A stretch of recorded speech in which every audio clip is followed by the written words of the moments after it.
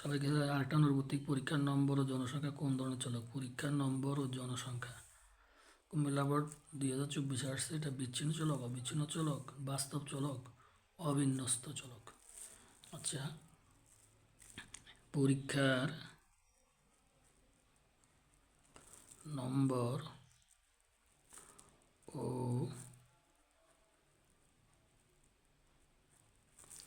জনসংখ্যা নির্দেশিত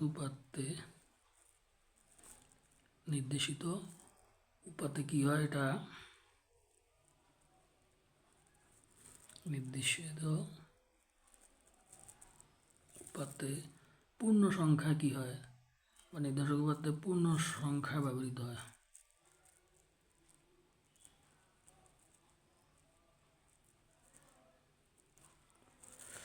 পূর্ণ সংখ্যা ব্যবহৃত নির্দেশিত উপাত্তে ব্যবহৃত হয়। আমরা জানি যে চলকের মান শুধুমাত্র পূর্ণ সংখ্যা হয় তা বিচ্ছিন্ন চলক। আমরা জানি কি যে চলকের মান শুধুমাত্র পূর্ণ সংখ্যায় ব্যবহৃত হয় তা কি চলক? বিচ্ছিন্ন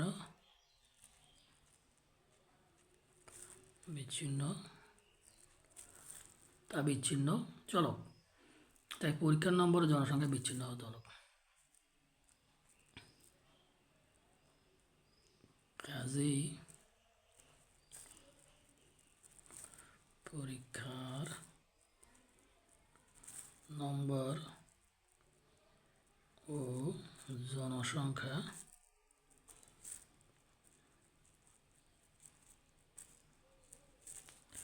বিচ্ছিন্ন চলক। তাহলে এটা কি হচ্ছে? এটা হলো আমরা এখানে আমাদের আনসারটা হবে ক। এটা পরীক্ষার নম্বর ও জনসংখ্যা কোন ধরনের চলক? বিচ্ছিন্ন চলক, বাস্তব চলক, অবিন্যস্ত চলক। পরীক্ষার নম্বর ও জনসংখ্যা নির্দেশিত উপাত্তে বা নির্দেশক উপাত্তে পূর্ণ সংখ্যা ব্যবহৃত হয়। এখানে পূর্ণ সংখ্যা ব্যবহৃত হয়, এখানে কোনো ভগ্নাংশ ব্যবহার হয় না। আমরা জানি যে চলকের মান শুধুমাত্র পূর্ণ সংখ্যায় ব্যবহৃত হয়, তাই তা বিচ্ছিন্ন চলক। কাজেই পরীক্ষার নম্বর ও জনসংখ্যা হলো বিচ্ছিন্ন চলক। তো আশা করি তোমরা চলক নিয়ে তোমাদের আর কোনো দ্বিধাদ্বন্দ্ব থাকবে না।